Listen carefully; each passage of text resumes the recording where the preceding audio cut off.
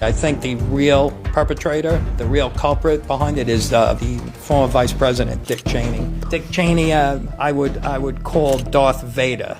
Dick Cheney was in charge of everything. He took control of the military prior to and on that day, and he choreographed. The Pentagon, just so you viewers know, is the most heavily defended building in the world. The pilot who allegedly was piloting the plane that crashed into the Pentagon, his name was Hani Hanjour, and he, according to the 9/11 Commission, was the worst pilot out of the bunch. Now, they supposedly were training on Cessnas, so he went to this flight school, and he was such a poor pilot that the instructors wouldn't even certify him on flying a single-engine propeller plane. Yet, he is supposed to have taken this commercial jetliner and done some aerobatic maneuvers to bring it in almost ground level and go into the side of the Pentagon. So, at the time, it had an active surface-to-air missile defense, so they could shoot down incoming planes. There are more security cameras around the Pentagon,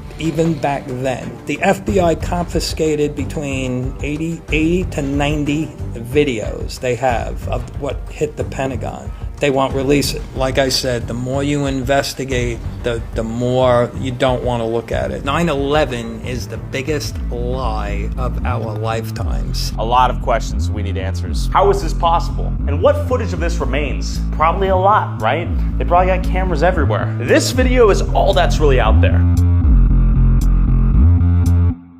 Hell no, man. What the f***, man? It's just this. But why?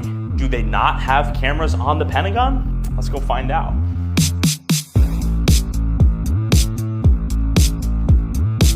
Keep in mind that the Pentagon is one of the most heavily guarded buildings in the United States, if not the most. You're now entering the Pentagon reservation. Let's go.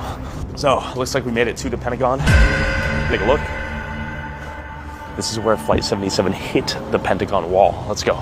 Do you guys know which side the plane hit, actually? Yeah, this is the side the plane hit on. You can see already from here where it's lighter colored in the center. Okay. That's the section they repaired. Oh, is there like security cameras all over the wall right there? There are, and that's what you're seeing up there at the top. Got it. And you actually, if they catch you taking a picture, they will come out and confiscate. Oh, really? You cannot take pictures of the Pentagon. You can take pictures of. Are we going to take video? Not of the Pentagon. Got it. He's going to lose your phone because if he doesn't put it down. Oh, I see. So, yeah, is the videography different? It's a camera. You're I going to take see. a picture of the Pentagon. If you take a picture of that. I see. So people don't take photos in front of the Pentagon? You can go over to the memorial. take- Got it. Well, I appreciate you looking out. Yeah, we'll go over there then. I'm just telling you. I talked to the lady. She basically said there's security cameras everywhere. The reality is that all these societies, not just America and Britain, but China and Russia too, are exhausted, empty of any new ideas. All of them have corruption that has burrowed deep into their institutions, corruption that the politicians seem powerless to stop. While China, which many believe is a model for the future, is underneath a society not only riddled with corruption, but its growth is declining far more than the official figures reveal, while its population is rapidly aging. Far from being an alternative future, China may well be yet another old, decaying society that relies on a powerful surveillance system to maintain its power, because it too has no other vision of the future.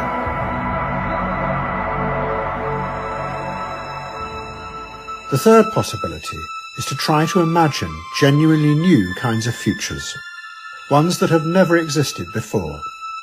But to do that, we as individuals will have to regain the confidence that we have lost in this frightened and uncertain time. But already the psychological theories that tell us we are weak and manipulable are cracking.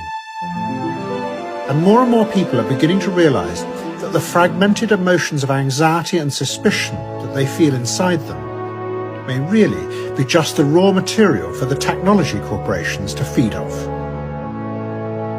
It may be that we are really far stronger than we think.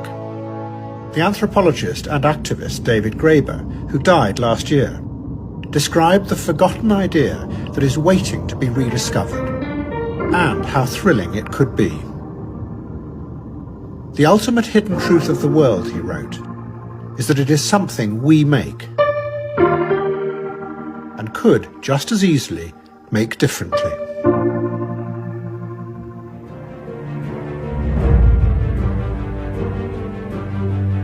You can cure any illness by singing songs, but not Bad Bunny or annual songs. Is it possible for damaged tissues and organs to be repaired by sound vibrations? What seemed like science fiction is starting to become real. Now science is unearthing that potential in amazing ways. Researchers at the University of Bristol have managed to use high-frequency sound waves to manipulate and organize living cells. It's not just about making them vibrate, it's 3D bioprinting with sound. Scientists are programming these waves so that stem cells self-assemble into complex structures, such as blood vessels and tissues. It's as if sound has the ability to shape life itself, guiding cells to build what the body needs.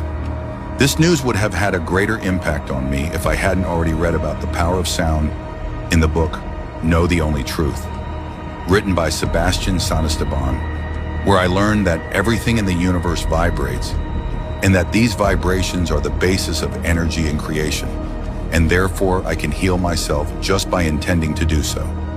These are not esoteric concepts. They are fundamental forces with the power to transform living matter. If you want to know more, click on the link in my profile.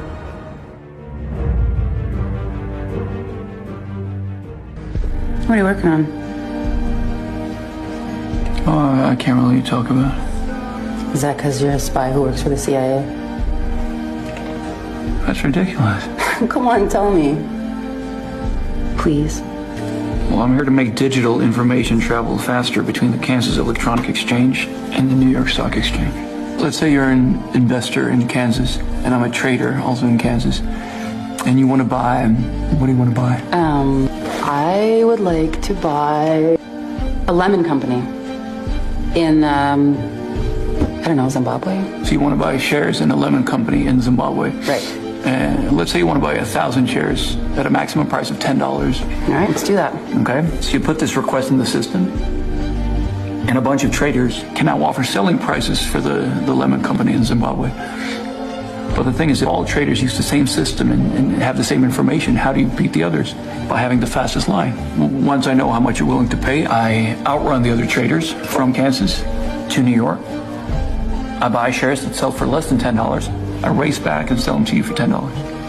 So and right now, all this happens in about 17 milliseconds. I've just made 1,000 times 1 cent. I've made $10. You're doing all of this for $10? Well, I do 200,000 transactions like this every day. That's 200,000 times $10 times 252. That's roughly $500 million a year.